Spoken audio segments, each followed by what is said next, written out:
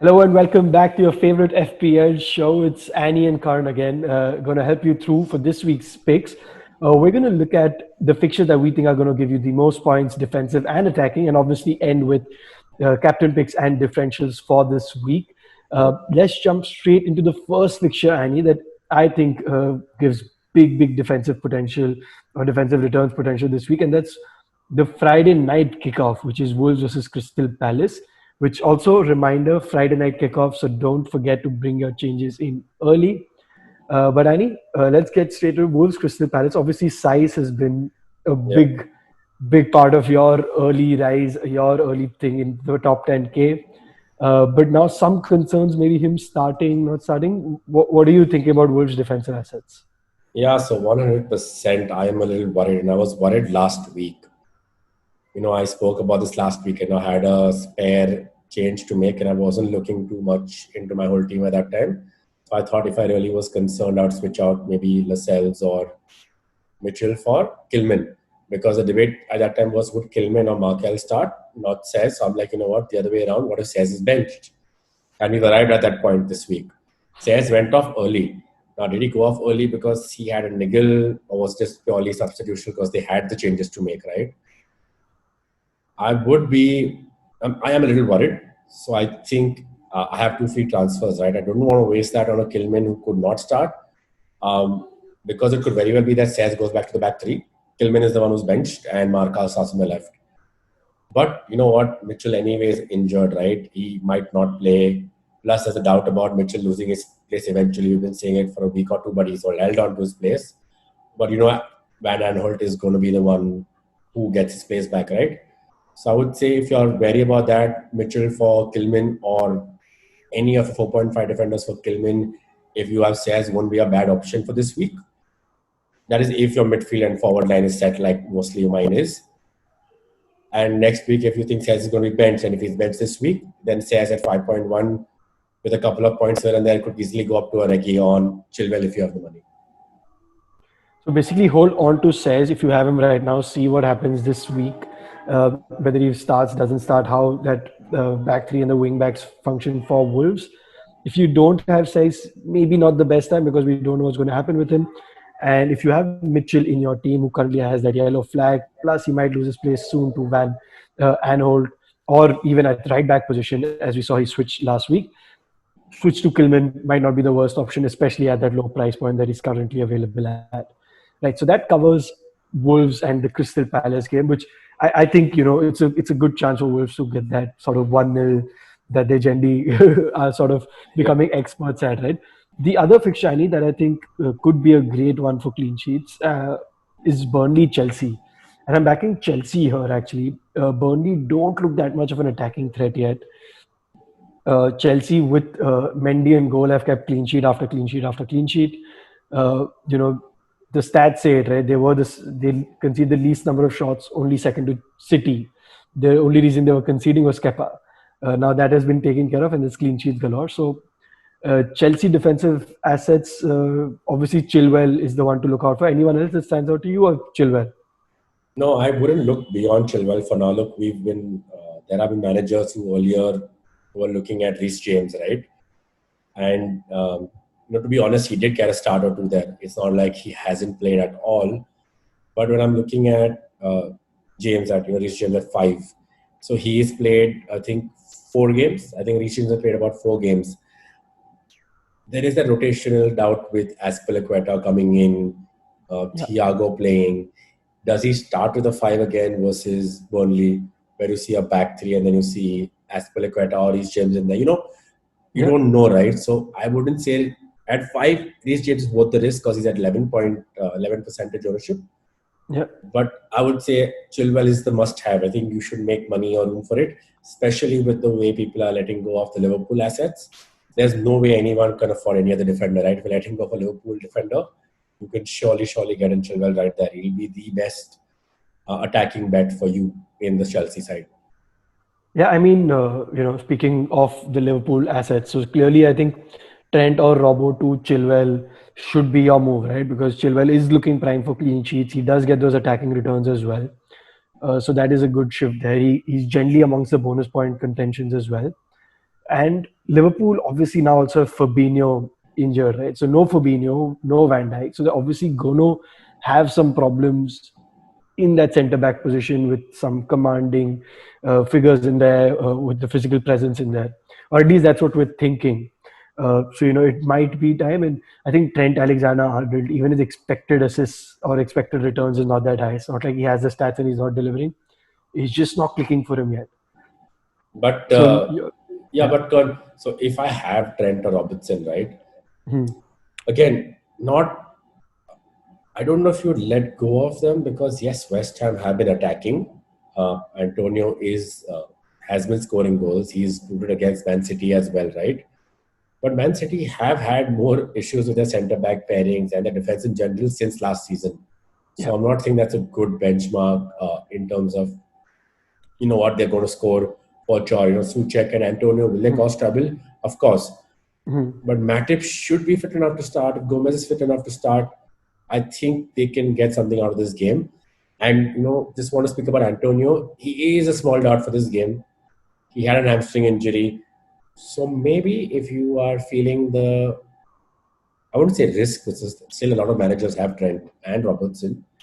Maybe hold on this game week but where I would come from, which is why this is my personal take now completely on the Liverpool asset front in defense. I have not gone for them for a reason, right? I felt it wasn't there this season, so I wouldn't be going for them right now. And you've really confused us now because you've said, okay, Liverpool assets should be kept, but then I was saying you're not going for them. So should a Yeah, manager keep no. them or So not? if you have them, keep them for this week, But not switch them out for like a Chilwell. or Like don't no, even go bring a Gomez or a Matip in and none of that up and down. Just go for a Chilwell. Davy started in the last game versus Burnley, right? So I don't know if Davies or Reguilon either or will start. if you have your Liverpool, Trent or Robbo, hold on to them. Do not switch to Chilwell. Do Just not yet. switch to Reguilon. Just yet. Just okay. Because yeah. Okay, interesting one there. I personally switched to Chilwell, and his price is climbing significantly. So I've sort of made that move and holding on to that. It's just that the price difference is just so high. It can just be easily invested elsewhere. That's my move. But hey,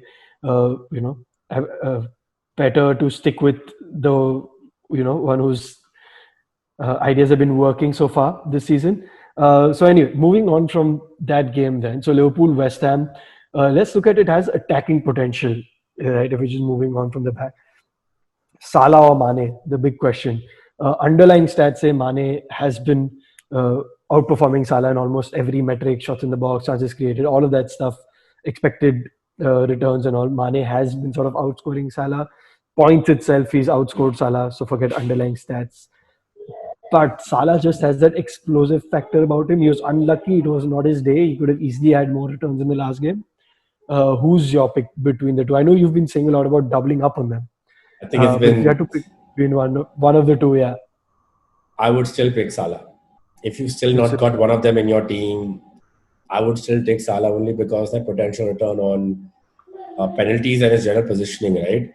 So even his offside goal versus Sheffield it was a tight call. We saw the reactive, even he was doing nothing all game, that reactive finish. That's what he has. That's how he scored against Everton, even, right? I've been saying it myself. You can double up if you want, but if you're choosing between one or the other, if you're really at the bottom of the pack and it doesn't matter to you anymore, Mane is a great differential. Go for it. But if you're just staying in the chase, I think just stay with Salah. Yeah, Salah definitely, my pick as well, 47.5% ownership, right? So if you don't have him, it is going to hit. And he's the kind of guy who can easily go on and get those double figure returns week on week. For me as well, Salah over Mane, unless, as Annie said, you're looking for a sort of differential option. And, Liverpool home to West Ham, I think that is a game where Salah can easily get some points. Right.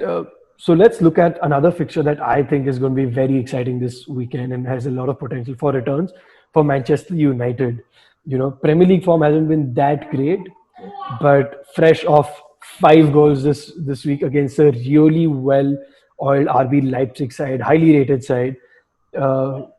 Any your picks from that team? Bruno or Rashford? So it's tough, right? Now you enter the debate. Look, almost everyone has Son or Kane, is what you say something like that. So if I break it down statistically, we spoke about this yesterday. Son's 56% now, Kane's about 40%. So if I'm focusing on just the midfield there, is it a case where I'm trying to make, right, I should get in Rashford at 9.5 instead of Son at 9.5? Not just yet. But if I'm thinking and I'm confused about my Man City assets, where I'm thinking, hey, a lot of people have taken out KDB, right? We have a young FPL manager joining us in the middle of this. Rian, who are we taking? Who are we taking? Who are you picking? Rashford or KDB? Rashford or KBD? Rashford or KDB? He's like, no BD, I'm out. Yeah, so for everyone who's enjoyed that, that's Kern's nephew, Little Ryu. So, Kern, like I was saying, if you're worried about a Man City asset, right, if you're not taking in Sterling, if you somehow still held on to KDB, I don't know why you do that.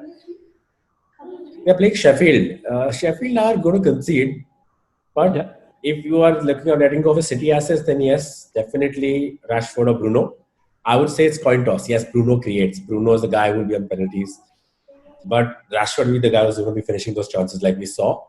So I would say if you don't have Bruno or Rashford, coin toss. Either of them should do good because there's no Martial. Greenwood, you don't know if he's going to start or no yet. He might tweak formation again, right? Cavani could start, not start. So I think either or will perfectly slot into your side and save you a lot of money on your City asset if it's a Sterling or a KDB. But if you have Sterling, KDB, Aguero's out, Jesus is not back, he'll be striker. So I'm holding on to Sterling. This is if you're sweating about Man City returns after last week. I am not. I'm keeping faith in Sterling. I currently have Bruno, and I'm sort of split. I was tempted to bring in Rashford just because he's so explosive right now, but I'm going to hold on to Bruno. Just because if United do score, it will sort of go through him. They are still winning penalties galore. Yes, Martial took it midweek, but I only think that's because we're comfortably ahead.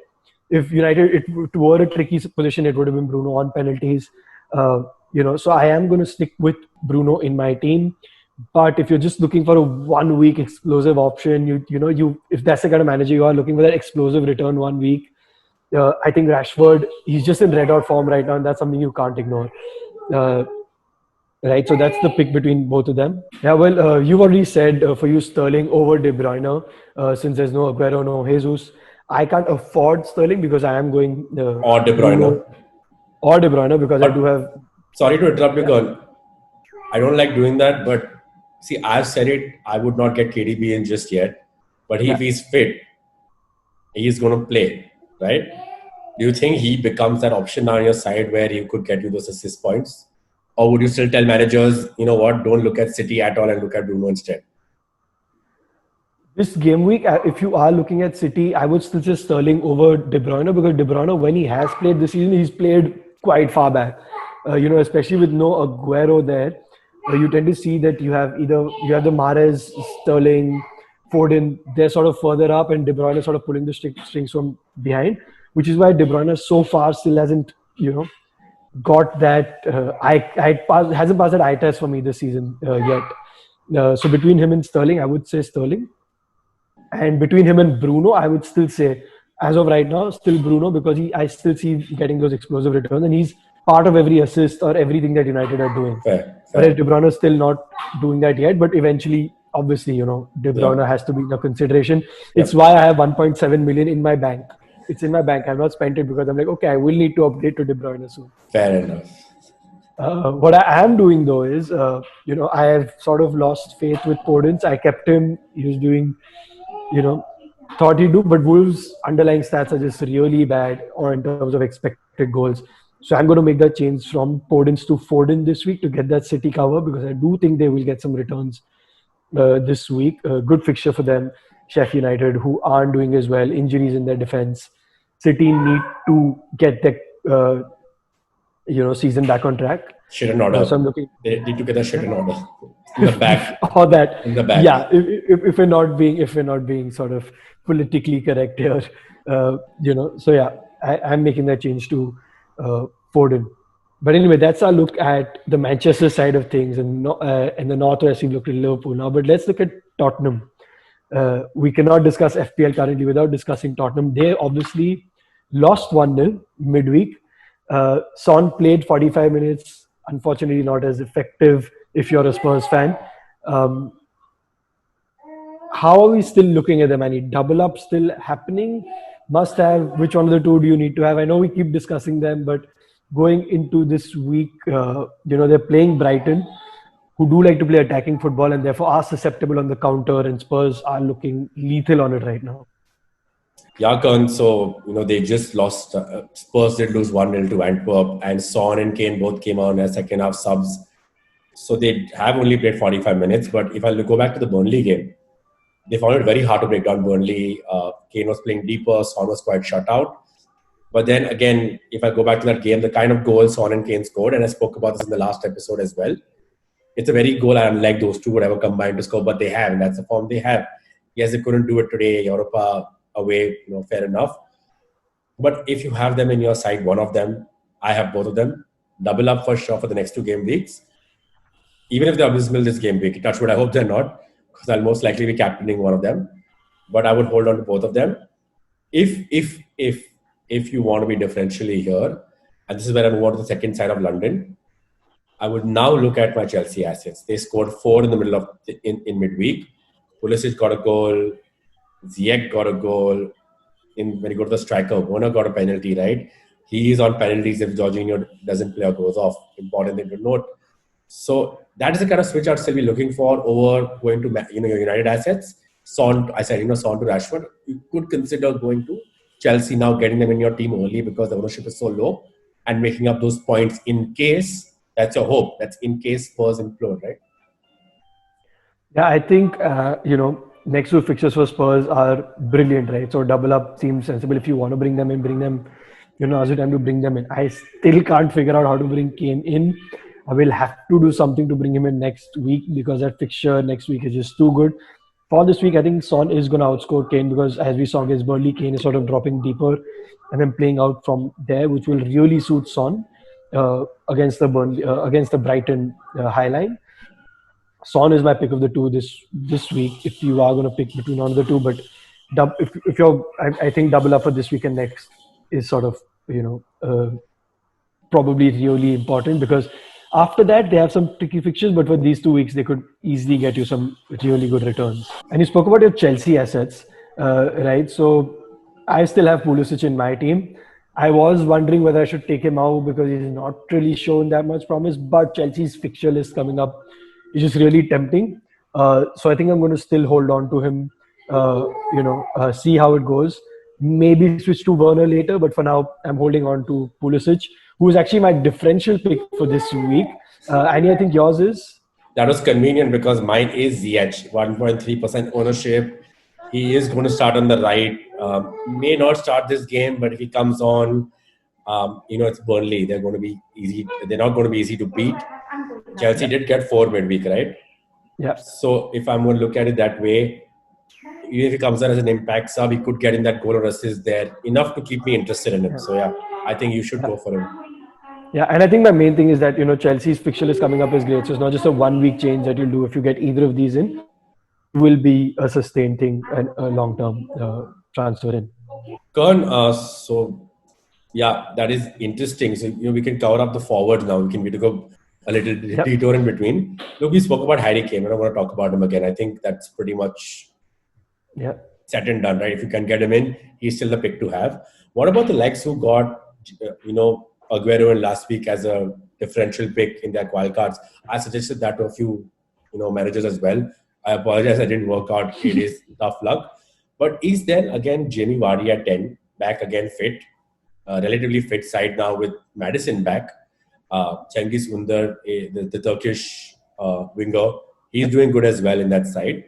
Consider Vardy or still Ings is the safe bet there? Yeah, I think, bringing in Vardy right now, see, Leicester have Leeds away, Wolves home, Liverpool away. Not the easiest fixtures, and again, at the 10 million price point, there's good options right below and above. Yes, Vardy gets you those returns every now and then, but at that price point, there's lots of other forwards who are doing that. So Vardy's still a no for me, just because he's not still getting those explosive returns, but always a good option in FPL, right? I mean, who can question his returns? But as of right now, not very convinced with him, especially given the fixtures coming up. If you have him, hold on to him. I think he's nice, and maybe a Vardy to Werner switch coming in the next couple of weeks. I was about to say, in fact, if you do have Vardy, I would say if you want to keep it in that price range, Werner would be the better pick there.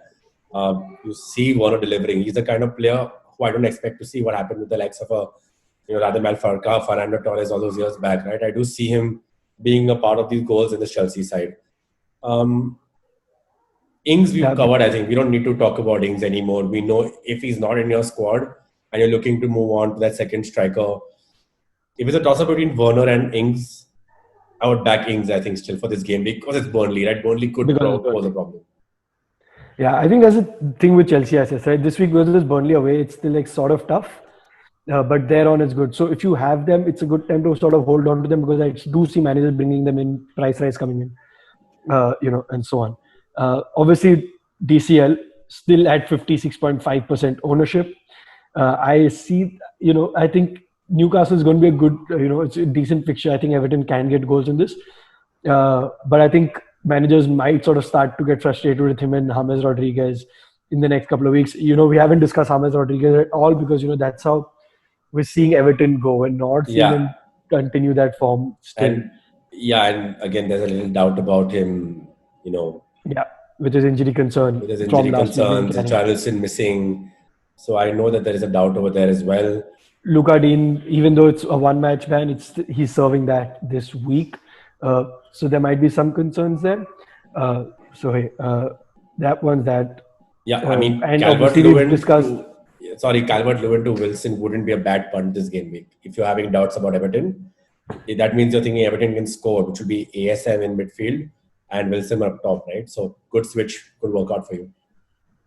I think anyway we've discussed our forward picks, extensively in our previous one. We've compared your Bamfords, Watkins. We've done all of that. So if you're looking for more in-depth picks there, go back to that one. We're going to quickly round up now with our captain picks. Annie, who's your captain pick for this week? I don't think it's the easiest fixture there is. Brighton in it themselves can cause an upset. Lamptey is good going ahead. Spurs defense is terrible. But it is, again, I think it's really between, if you had to look at it for me, it would be between Salah and Son or Kane. I think I might end up going with Son. Well, that doesn't help if you're watching, because I'm going to go with Son as well, I think, this week. But I do think if you want a differential manager pick, maybe just the United fan in me, but a Bruno or a Rashford would not be the worst choice. I do think the form that they're in, Bruno also, both of them came off the bench this week. So they're fit, they're in form, they're raring to go. They want to sort of transfer that run from the Champions League to the Premier League. And I think both of them are going to be looking for a big explosive performance. Well, that's our picks for this week. We've covered all the fixtures that you want to look at, where the points are going to be coming from. So, hey, best of luck to all the FPL managers coming in. Annie, I hope your top 10K run continues. It's phenomenal. And we keep benefiting from your picks. Thank you guys once again for tuning in. If you haven't already, please do hit subscribe. It really does help us grow our numbers and reach out to more people. It will mean a lot to us. It helps us keep going as well. So don't forget to hit that subscribe button, hit the like button, and best of luck for this week's. Best of luck, guys. Cheers.